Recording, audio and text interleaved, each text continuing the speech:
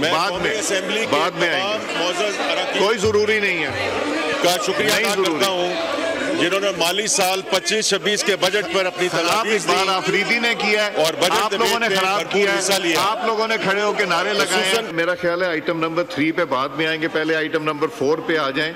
Winding up of general discussion on the budget 2025، minister finance winding up کر کے پھر آ جائیں گے اس پہ،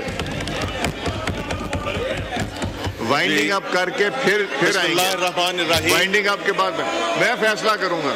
السلام علیکم جی جناب، وہ آئیں گے اس کے بعد آئیں گے، بعد میں آئیں گے، کوئی ضروری نہیں ہے کا شکریہ ادا کرتا ہوں جنہوں نے مالی سال 25-26 کے بجٹ پر اپنی تجاویز دی۔ آفریدی نے کیا ہے اور بجٹ آپ لوگوں نے خراب کیا ہے، آپ لوگوں نے کھڑے ہو کے نعرے لگائے ہیں، آپ لوگوں نے ان کو نہیں کرنے دیا۔ خان صاحب یہ سیکیورٹی کو بلائیں سیکیورٹی کو۔ قائمہ کمیٹی کے چیئرمین سینیٹر سلیم مانوی والا، قومی اسمبلی قائمہ کمیٹی کے چیئرمین سید نوید قمر صاحب اور دونوں خزانہ اور محصولات کی کمیٹیوں کے جملہ ارکان کا شکریہ ادا کرنا چاہوں گا۔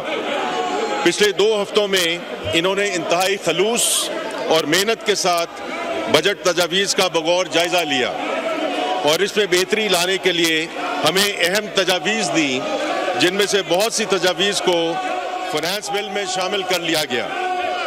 اس کے ساتھ ساتھ میں میڈیا کے معزز دوستوں، معاشی تجزیہ کاروں، ماہرین اور چیمبرز آف کامرس کا بھی شکریہ ادا کرنا چاہوں گا۔ جناب اسپیکر، میں وزیر اعظم محمد شہباز شریف کی قیادت میں اتحادی حکومت میں شامل تمام سیاسی جماعتوں کے قائدین، خصوصاً جناب میاں محمد نواز شریف صاحب، جناب بلاول بھٹو زرداری صاحب، جناب خالد مقبول صدیقی صاحب، جناب چودھری شجاعت حسین صاحب، جناب عبدالعلیم خان صاحب اور جناب خالد حسین مقصی صاحب کا انتہائی شکر گزار ہوں۔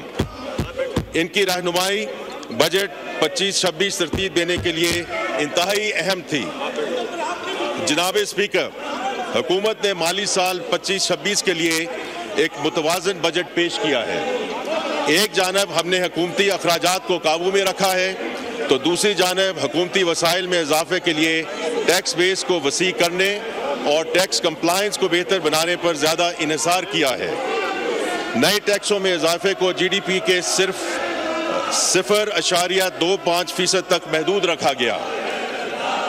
بہتر ٹیکس کمپلائنس کے لیے ہم نہ صرف ڈیجیٹلائزیشن کو فروغ دے رہے ہیں بلکہ ٹیکس قوانین میں بھی بہتری لا رہے ہیں تاکہ ٹیکس کے دائرہ کار کو بڑھایا جا سکے۔ ہم نے موجودہ وسائل میں رہتے ہوئے تنخواہ دار طبقے پر ٹیکسوں کے بوجھ کو کم کیا ہے، کنسٹرکشن انڈسٹری کے لیے آسانیاں پیدا کی ہیں اور ایسی ٹیکس تجاویز دی ہیں جن سے ماحولیاتی آلودگی کے مسائل سے نمٹا جا سکے۔ میرے نزدیک سب سے اہم تجویز ٹیرف ریشنلائزیشن کی ہے۔ درآمدی ڈیوٹیز میں کمی لانے سے کاروباروں کی انپٹ کاسٹ کم ہوگی، جس سے ہماری برآمدات کو بڑھانے میں مدد ملے گی۔ مزید برآں یہ اقدامات اسمگلنگ میں کمی، حکومتی وسائل میں اضافہ اور صنعتوں میں فروغ کا باعث بنیں گے۔ حکومت اس عمل کو مختلف مراحل میں مکمل کرے گی اور دیگر تمام اقدامات کرے گی جس سے اہم ریفارم کو کامیاب بنانے میں مدد مل سکے۔